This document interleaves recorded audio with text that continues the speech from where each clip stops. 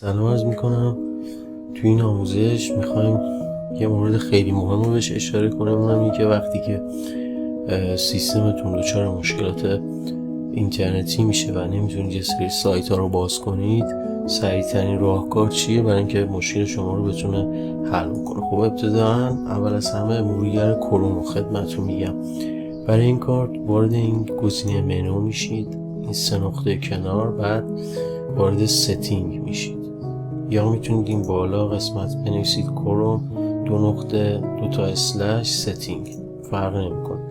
وارد این قسمت که اومدین میان توی privacy and security و توی این قسمت clear browsing data رو انتخاب میکنید. البته برای اینکه خیلی راحت‌تر به این برسیم میتونید همون ابتداً اینجا یه CLE تایپ کنید که مخفف همون ابتدای کلیره و CLE رو که تایپ کنید اولین گزینه براتون این میاد. وقتی روش کلیک میکنید این صفحه باز میشه. توی این قسمت باید حواستون باشه که اشتباه گزینه رو تیک نزنید، چون اطلاعات مدیریتون پاک میشه و ممکنه پسوردها اطلاعات سایت ها رو نیاز داشته باشه و اون رو از بین بره. برای همین ابتداً روی تب ادوانس کلیک میکنیم، یعنی بیسیک خارج میشیم، یعنی رو ادوانس. تو قسمت ادوانس که حالت پیشرفتش هست، اول از همه تایم رنج رو باید انتخاب کنیم که ما اینو روی آل تایم میذاریم، یعنی میخوایم کل زمانی که مرورگرمون رو، مثلا اگه 5 سال داریم استفاده میکنیم از اون ویندوز، کل اون 5 سال رو بیاریم. البته شما میتونید اینجا محدودم بکنید، ولی ما چون میخوایم کلا اطلاعات مرورگر رو پاک کنیم و سرعت مرورگرمون رو بالا ببریم، اینو رو آل تایم میذاریم. بعد گزینه اول براوزینگ هیستوریه که در واقع اون آدرس های سایت هایی که شما سرچ کردید، که این خیلی تاثیر زیادی نداره. اگه تعدادش بالای 1000 تا هست حتما پاکش کنید، اگر نیست مثلا 6 تا آیتمه نیاز نیست اصلا اینو انتخاب کنید. گزینه بعدی دانلود هیستوریه که در واقع تاریخچه دانلوداتون رو میاره، که این هم باز اگر تعدادش بیشتر از 1000 تا بود یا 500 تا بود حتما اینو پاک کنید که اون دانلود لیستتون خالی باشه، راحت بتونید فایلایی که جدید دانلود میکنید رو بتونید ازش استفاده کنید. پس این هم مورد دوم.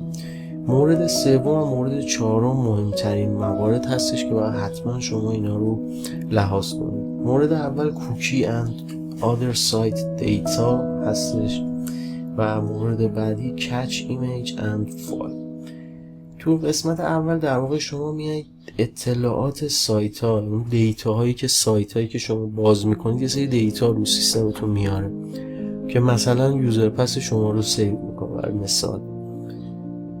و کوکی ها هم در واقع همون کوکی هایی که وقتی وارد یه سایت میشیم برای اولین بار از شما دسترسی میگیره که اون کوکی نصب بشه یا نه، که شما وقتی آلو رو میزنید کوکی ها نصب میشه و اینا در واقع مواردی هستن که رو هم جمع میشن، کوکی ها رو هم انباشته میشه اطلاعاتشون و دیگه سیستم قابلیت شناسایی دقیق رو نداره، مخصوصا سایت های امنیتی مثل سایت بانک، سایت بورس، سایت های کارگزاری و خیلی از سایت ها که نیاز به ثبت نام داره.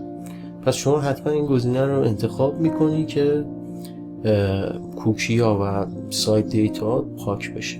مورد بعدی کچ ایمیج اند فایل، این در واقع فایل و عکسایی که توی حافظه کچ مرورگر ذخیره شده که معمولا این حجمش خیلی زیاد میشه به مرور و شما حتما این دوتا گزینه رو انتخاب کنید. اگر گفتم موارد بالا هم بیشتر بوده از 500-600 تا حتما این دوتا رو هم انتخاب کنید.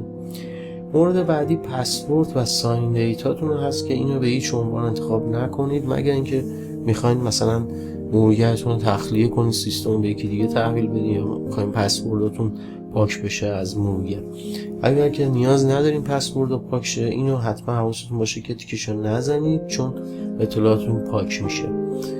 مورد بعدی اوتو فیل فرام دیتا است که در واقع همون قسمت اتوماتیک وقتی روی قسمت خالی کلیک میکنید اون اطلاعاتی که به صورت ذخیره شده خودش مینویسه اونا رو میتونید از اینجا پاک کنید، که حالا این موارد میگم خیلی تاثیر زیادی نداره. مهمترینش این 4 تای اول بود، ولی باز ما موارد دیگر هم اشاره میکنیم. سایت ستینگ هم که باز تنظیمات سایت هاست و هاست اپ دیتا که برنامه که مربوط به خاص میشه رو در واقع اینجا ذخیره میکنید که شما میتونید این دوتا مورد هم انتخاب کنید برای پاک شدن و اوتوفیل فرام دیتا رو میتونید بزنید که یادم مرورگرتون تخلیه بشه. این دوتا مورد هم مثلا اگر بیشتر از 1000 تا دارم انتخاب میکنم و کلیر رو میزنم. بعد از اگه اطلاعات زیاد نباشه 2-3 دقیقه انجام، اگه زیاد باشه ممکنه تا 10 دقیقه هم زمان ببره، پس باید صبور باشیم تا این کامل انجام شه. بعد اینکه صفحه اومد دوباره تو ستینگ رو میبندین و دوباره اون سایتی که باز نمیشد رو اینجا تایپ میکنید و به نتیجه میرسید.